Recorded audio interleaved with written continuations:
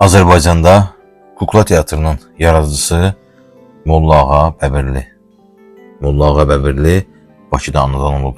İndiki Abdullah Şaiq adına Azərbaycan Dövlət Kukla Teatrının əsasını 1931-ci ildə Molla Ağa Bəbirli qoyub.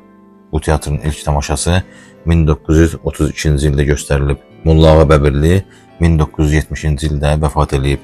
Olmasın bu olsun tam metrajlı bədii filmində, Bir məhəllədən 2 nəfər tam metrajlı bədii filmində, Həbsxana işçisi, Qazbek qutusu qısa metrajlı bədii filmində, Qəbula gələn adam, Sehrli xalat tam metrajlı bədii filmində, Xəzinədar, Su ərizəsi qısa metrajlı bədii filmində, Gözətçi, Yenilməz batalyon tam metrajlı bədii filmdə, Qalpakovun qonağı, İstintaq davam edir tam metrajlı bədii filmində, Protez ustası, Poçt qutusu qısa metrajlı bədii filmində, Aşpaz və digər rolları ifa etmişdir.